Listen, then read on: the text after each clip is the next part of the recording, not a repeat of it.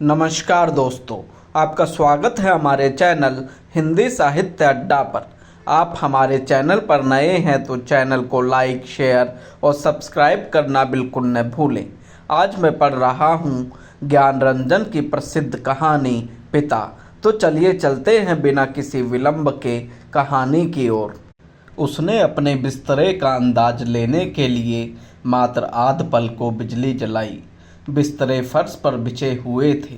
उसकी स्त्री ने सोते सोते ही बड़बड़ाया, आ गए, और बच्चे की तरफ करवट लेकर चुप हो गई। लेट जाने पर उसे एक बड़ी डकार आती मालूम पड़ी, लेकिन उसने डकार ली नहीं। उसे लगा कि ऐसा करने से उस चुप्पी में खलन पड़ जाएगा जो चारों तरफ भरी है, और काफ़ी रात गए ऐसा होना उचित नहीं है। अभी घनश्याम नगर के मकानों के लंबे सिलसिलों के किनारे किनारे सवारी गाड़ी धड़धड़ाती हुई गुजरी।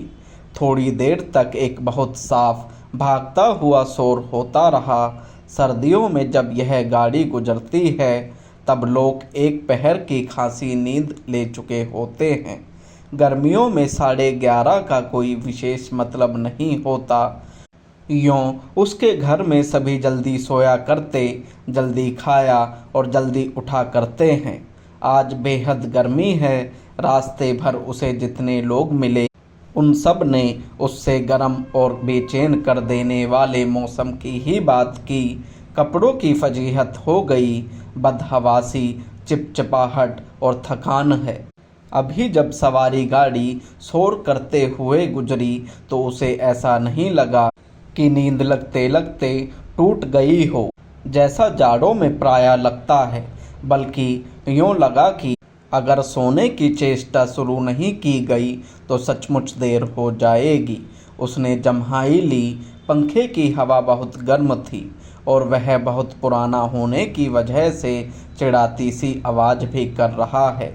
उसको लगा दूसरे कमरों में भी लोग शायद उसकी ही तरह जम्हाइयाँ ले रहे होंगे, लेकिन दूसरे कमरों के पंखे पुराने नहीं हैं। उसने सोचना बंद करके अन्य कमरों की आहट लेनी चाहिए। उसे कोई बहुत मासूम सी ध्वनि भी 1-1.5 मिनट तक नहीं सुनाई दी, जो सन्नाटे में काफ़ी तेज होकर आ सकती हो। तभी पिता की चारपाई बाहर चरमराई। वह किसी आहट से उठे होंगे। उन्होंने डांटकर उस बिल्ली का रोना चुप कराया जो शुरू हो गया था। बिल्ली थोड़ी देर चुप रहकर फिर रोने लगी। अब पिता ने डंडे को गच पर कई बार पटका और उस दिशा की तरफ खदेड़ने वाले ढंग से दौड़े जिधर से रोना आ रहा था, और हट हट चिल्लाए। जब वह घूम फिर कर लौट रहा था तो पिता अपना बिस्तर बाहर लगाकर बैठे थे। कनखी से उसने उन्हें अपनी गंजी से पीठ का पसीना रगड़ते हुए देखा और बचता हुआ वह घर के अंदर दाखिल हो गया। उसे लगा कि पिता को गर्मी की वजह से नींद नहीं आ रही है, लेकिन उसे इस स्थिति से रोष हुआ। सब लोग पिता से अंदर पंखे के नीचे सोने के लिए कहा करते हैं, पर वह जरा भी नहीं सुनते। हमें क्या, भोगें कष्ट। कुछ देर पड़े रहने के बाद वह उठा और उसने उत्सुकतावश खिड़की से झांका। सड़क की बत्ती छाती पर है। गर्मियों में यह बेहद अखर जाता है। पिता ने कई बार करवटें बदली, फिर शायद चैन की उम्मीद में पाठी पर बैठ पंखा झलने लगे हैं। पंखे की डंडी से पीठ का वह हिस्सा खुजाते हैं जहां हाथ की उंगलियां दिक्कत से पहुंचती है। आकाश और दरख्तों की तरफ देखते हैं। रिलीफ पाने की किसी बहुत हल्की उम्मीद में शिकायत उगलते हैं। बड़ी भयंकर गर्मी है, एक पत्ता भी नहीं डोलता। उनका यह वाक्य जो नितांत व्यर्थ है अभी अभी बीते क्षण में डूब गया। गर्मी बरकरार है और रहेगी, क्योंकि यह जाड़े बरसात का मौसम नहीं है। पिता उठकर घूमने लगते हैं। 1 या 2 बार घर का चक्कर चौकीदारों की तरह हो करते हुए लगाते हैं ताकि कोई सेंध वेंध न लग सके। लौटकर थके स्वर में हे ईश्वर कहते हुए उंगली से माथे का पसीना काटकर जमीन पर चुबाने लगते हैं। बड़ा गजब है। कमरे की एक दीवार से टिककर बैठ जाने पर वह काफ़ी तनाव में सोचने लगा। अंदर कमरों में पंखों के नीचे घर के सभी दूसरे लोग आराम से पसरे हैं।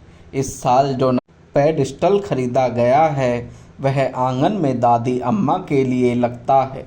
बिजली का मीटर तेज चल रहा होगा, पैसे खर्च हो रहे हैं, लेकिन पिता की रात कष्ट में ही है। लेकिन गजब यह नहीं है, गजब तो पिता की जिद है। वह दूसरे का आग्रह अनुरोध माने तब ना। पता नहीं क्यों पिता जीवन की अनिवार्य सुविधाओं से भी चिढ़ते हैं। वह झल्लाने लगा। चौक से आते वक्त 4 आने की जगह 3 आने और 3 आने में तैयार होने पर 2 आने में चलने वाले रिक्शे के लिए पिता घंटे घंटे खड़े रहेंगे। धीरे धीरे सबके लिए सुविधाएं जुटाते रहेंगे, लेकिन खुद उसमें नहीं या कम से कम शामिल होंगे। पहले लोग उनकी काफ़ी चिरोरी किया करते थे, अब लोग हार गए हैं। जानने लगे हैं कि पिता के आगे किसी की चलेगी नहीं। आज तक किसी ने पिता को वाश बेसिन में मुंह हाथ धोते नहीं देखा। बाहर जाकर बगिया वाले नल पर ही कुल्ला दातून करते हैं। दादा भाई ने अपनी पहली तनख्वाह में गुसलखाने में उत्साह के साथ एक खूबसूरत शावर लगवाया, लेकिन पिता को अरसे से हम सब आंगन में धोती को लंगोटे की तरह बांधकर तेल चुपड़े बदन पर बाल्टी बाल्टी पानी डालते देखते आ रहे हैं। खुले में स्नान करेंगे, जनेऊ से छाती और पीठ का मैल काटेंगे। शुरू में दादा भाई ने सोचा पिता उसके द्वारा शावर लगवाने से बहुत खुश होंगे और उन्हें नई चीज़ का उत्साह होगा। पिता ने जब कोई उत्साह प्रकट नहीं किया तो दादा भाई मन ही मन काफ़ी निराश हो गए। 1-2 बार उन्होंने हिम्मत करके कहा भी आप अंदर आराम से क्यों नहीं नहाते, तब भी पिता आसानी से उसे टाल गए। लड़कों द्वारा बाजार से लाई बिस्किटें, महंगे फल पिता कुछ भी नहीं लेते, कभी लेते भी हैं तो बहुत नाक भौं सिकोड़ कर उसके बेस्वाद होने की बात पर शुरू में ही जोर दे देते हुए अपनी अमावट गजक और दाल रोटी के अलावा दूसरों द्वारा लाई चीज़ों की श्रेष्ठता से वह कभी प्रभावित नहीं होते। वह अपना हाथ पांव जानते हैं, अपना अर्जन, और उसी में उन्हें संतोष है। वे पुत्र जो पिता के लिए कुल्लू का सेब मंगाने और दिल्ली एम्पोरियम से बढ़िया धोतियाँ मंगवाकर उन्हें पहनाने का उत्साह रखते थे, अब तेजी से पिता विरोधी होते जा रहे हैं। सुखी बच्चे भी अब गाहे बगाहे मुंह खोलते हैं और क्रोध उगल देते हैं। लद्द लद्द बाहर आम के 2 सिकरों के लगभग एक साथ गिरने की आवाज़ आई। वह जानता है पिता आवाज़ के स्थान साधने की कोशिश करेंगे। टटोलते टटोलते अंधेरे में आम खोजेंगे और खाली गमले में इकट्ठा करते जाएंगे। शायद ही रात में 1-2 आम उसके चूक जाते हैं, ढूंढने पर नहीं मिलते, जिनको सुबह पा जाने के संबंध में उन्हें रात भर संदेह होता रहेगा। दीवार से काफ़ी देर एक ही तरह टिके रहने से उसकी पीठ दुखने लगी थी। नीचे रीढ़ के कमर वाले हिस्से में रक्त की चेतना बहुत कम हो गई। उसने मुद्रा बदली। बाहर पिता ने फाटक खोलकर सड़क पर लड़ते चिचियाते कुत्तों को हड़काया। उसे यहाँ बहुत खीज हुई। कई बार कहा, मोहल्ले में हम लोगों का सम्मान है, 4 भले लोग आया जाया करते हैं, आपको अंदर सोना चाहिए, ढंग के कपड़े पहनने चाहिए और चौकीदारों की तरह रात को पहरा देना बहुत ही भद्दा लगता है। लेकिन पिता की अड़ में कभी कोई झोल नहीं आता, उल्टा सीधा पता नहीं कहाँ किस दर्जी से कुर्ता कमीज सिलवा लेते हैं। टेढ़ी जेब, सदरी के बटन ऊपर नीचे लगा, सभा सोसाइटी में चले जाएंगे। घर भर को बुरा लगता है। लोगों के बोलने पर पिता कह देते हैं, आप लोग जाइए ना भाई, कॉफ़ी हाउस में बैठिए, झूठी वैनिटी के लिए बेरा को टिप दीजिए, रहमान के यहाँ 1.5 रुपये वाला बाल कटाइए, मुझे क्यों घसीटते हैं। लोगों का बोलना चुटकी भर में धरा रह जाता है। पिता वैसे तो चुप रहते हैं, लेकिन जब बात बहस में उन्हें खींचा जाता है तो काफ़ी करारी और हिंसात्मक बात कह जाते हैं। उल्टे उन्हें घेरने वाले हम भाई बहन अपराधी बन जाते हैं। कमरे से पहले एक भाई खिसकेगा, फिर दूसरा, फिर बहन और फिर तीसरा। चुपचाप सब खींचे हारे खिसकते रहेंगे। अंदर फिर माँ जाएगी और फिर पिता, विजयी पिता कमरे में गीता पढ़ने लगेंगे या झोला लेकर बाजार सौदा लेने चले जाएंगे। होता हमेशा यही है। सब मन में तय करते हैं आगे से पिता को नहीं घेरेंगे, लेकिन थोड़ा समय गुजरने के बाद फिर लोगों का मन पिता के लिए उमड़ने लगता है। लोग मौका ढूंढने लगते हैं पिता को किसी प्रकार अपने साथ सुविधाओं में थोड़ा बहुत शामिल कर सकें, पर ऐसा नहीं हो पाता। वह सोचने लगा, भूखे के सामने खाते समय होने वाली व्यथा सरीखी किसी स्थिति में हम रहा करते हैं। यद्यपि अपना खाना हम कभी स्थगित नहीं करते, फिर भी पिता की असंतृप्ति के कारण व्याकुल और अधीर तो हैं ही। पिता अद्भुत और विचित्र हैं, वह सोचते हुए उठा। कमरे में घूमने या सिगरेट पी सकने की सुविधा नहीं थी, अन्यथा वह वैसा ही करता। उसने सो जाने की इच्छा की और अपने को असहाय पाया। शायद नींद नहीं आ सकेगी, यह ख्याल उसे घबराने वाला लगा। पिता अद्भुत और विचित्र हैं, यह बात वह भूल नहीं रहा था। पिछले जाड़ों में वह अपने लोभ को कुचलकर बेमुश्किल एक कोट का बेहतरीन कपड़ा पिता के लिए लाया।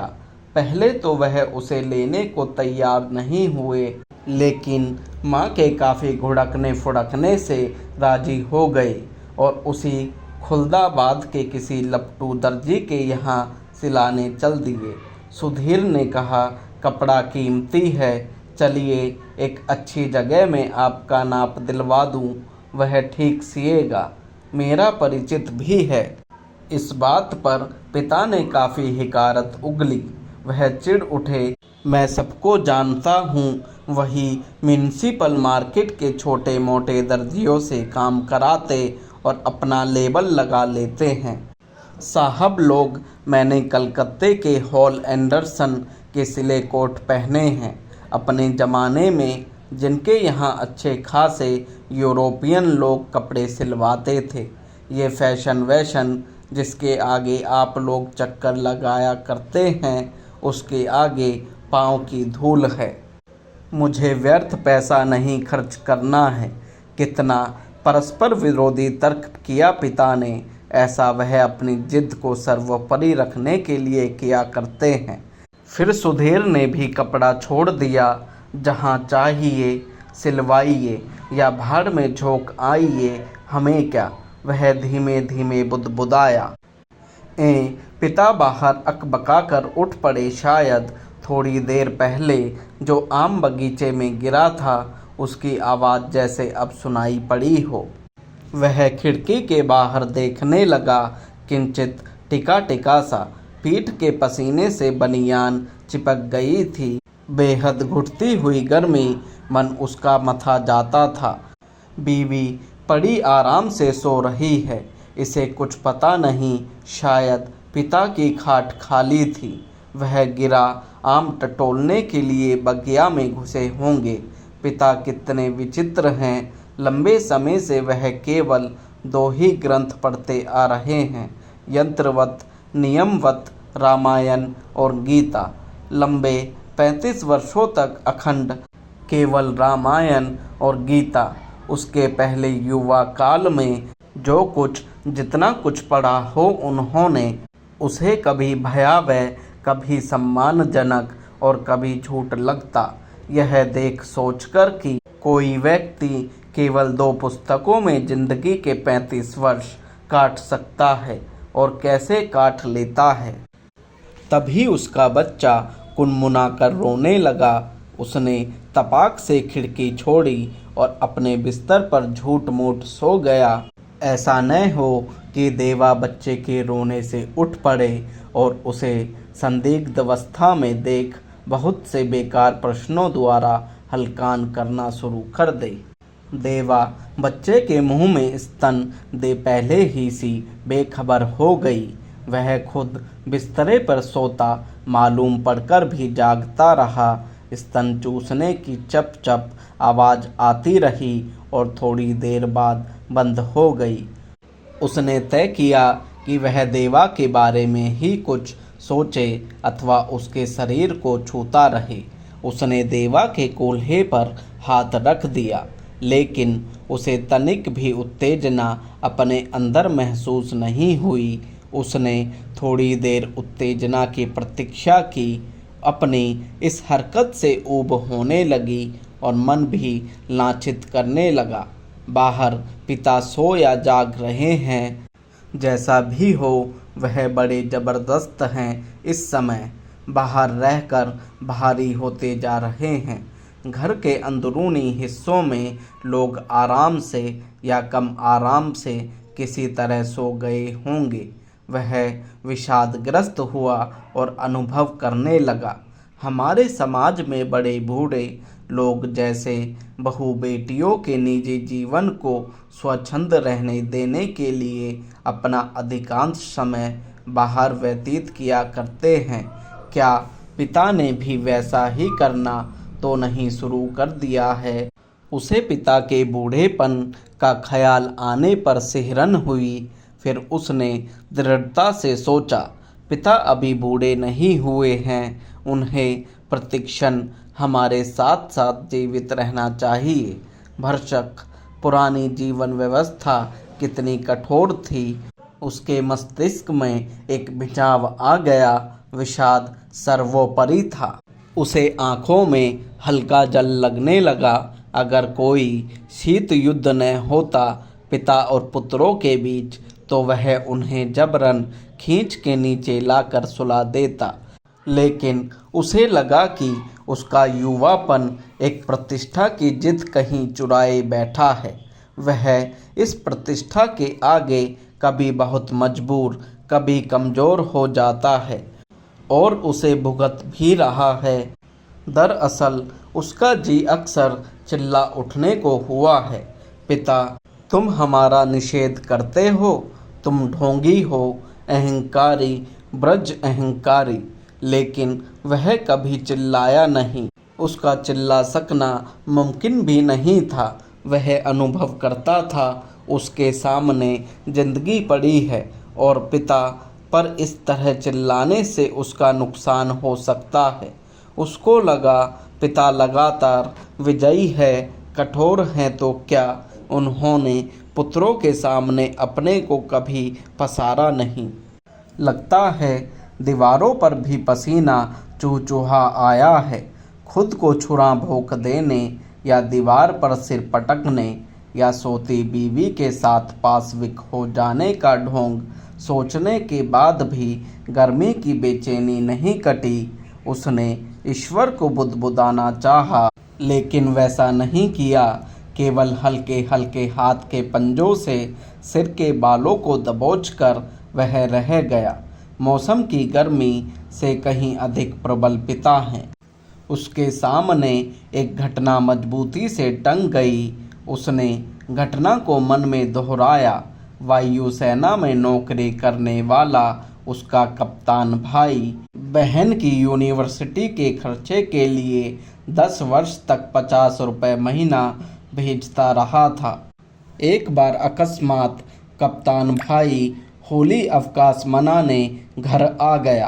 पिता ने उसके हाथ में उसके नाम की 1200 रुपये वाली एक पासबुक थमा दी। सबको यह बड़ा आकस्मिक लगा। कप्तान भाई को हैरत हुई और हल्की खुशी भी कि एकाएक काफ़ी रुपए मिल गए, लेकिन इस बात से उसे दुख और पराजय का भान भी हुआ। उसने अपने को छोटा महसूस किया। 2 वर्ष तक बहन के लिए उसने जो थोड़ा बहुत किया वह सब एक पल में घटकर नगण्य हो गया। फिर भी वह अनुभव कर रहा था, कप्तान भाई ज़्यादा सोचते नहीं, खिलाड़ी तबीयत के हैं, यान की तरह चुटकी में धरती छोड़ देते हैं। कितने मस्त हैं कप्तान भाई। उसे लगा पिता एक बुलंद भीमकाय दरवाजे की तरह खड़े हैं, जिससे टकरा टकरा कर हम सब निहायत पिद्दी और दयनीय होते जा रहे हैं। इस घटना को याद करके और पिता के प्रति खिन्न हो जाने पर भी उसने चाहा कि वह खिड़की से पिता को अंदर आकर सो रहने के लिए आग्रहपूर्वक कहे, लेकिन वह ऐसा नहीं कर सका। वह असंतोष और सहानुभूति दोनों के बीच असंतुलित भटकता रहा।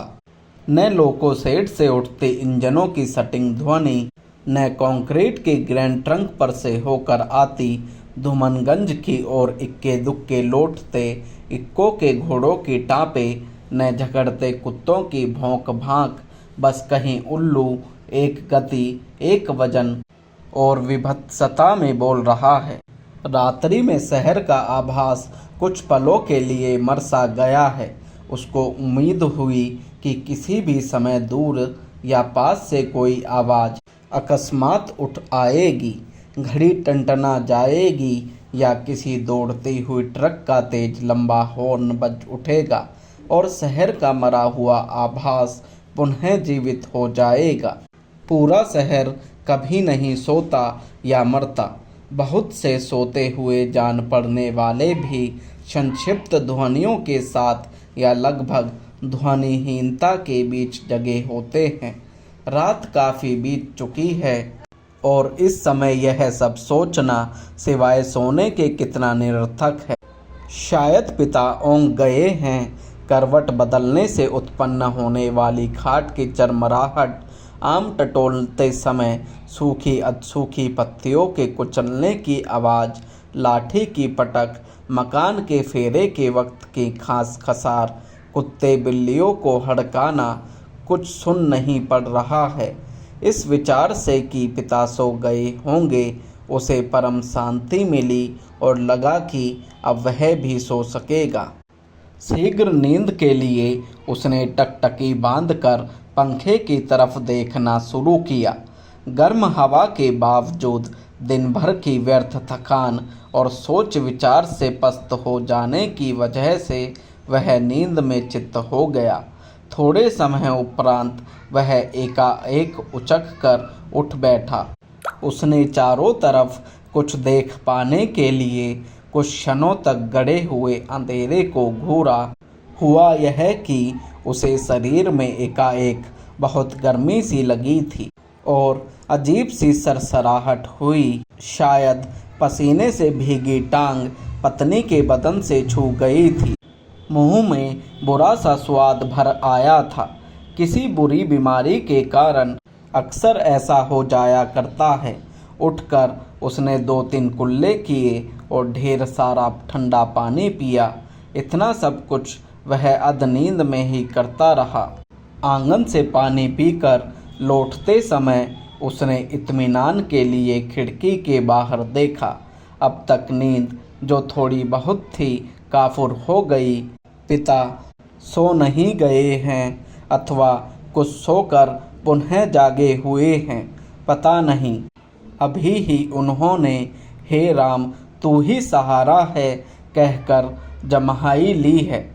ऐसा उन्होंने कोई दबकर नहीं किया। रात के लिहाज से काफ़ी शोर उठते कहा है। शायद उन्हें इत्मीनान है कि घर में सभी लोग निश्चित रूप से सो रहे हैं। पिता ने अपना बिस्तर गोल मोड़ कर खाट के एक सिरे पर कर लिया है और वही सुराही से प्याले में पानी ले लेकर अपनी खटिया की बांध तर कर रहे हैं। सुराही से खाट तक और खाट से सुराही तक बार बार आते जाते हैं। बहुत बार ऐसा करने पर खाट का बांध तर हुआ है। इसके बाद उन्होंने पानी पिया और पुनः एक बड़ी आवाज़दार जम्हाई के साथ लिपटे हुए बिस्तरे का सिरहाना बना निखरी खटिया पर लेट गए। तड़का होने में पता नहीं कितनी देर थी। थोड़ी देर बाद पंखा जमीन पर गिराकर उनका दायां हाथ खटिया की पाटी से झूलने लगा। चारों तरफ धूमिल चांदनी फैलने लगी है। सुबह जो दूर है के भ्रम में पश्चिम से पूरब की ओर कौए काँव काँव करते उड़े। वह खिड़की से हटकर बिस्तर पर आया। अंदर हवा वैसी ही लू की तरह गर्म है। दूसरे कमरे स्तब्ध हैं।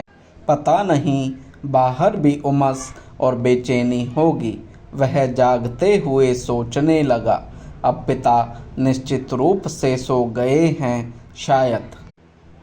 कहानी को पूरा सुनने के लिए आपका बहुत बहुत धन्यवाद।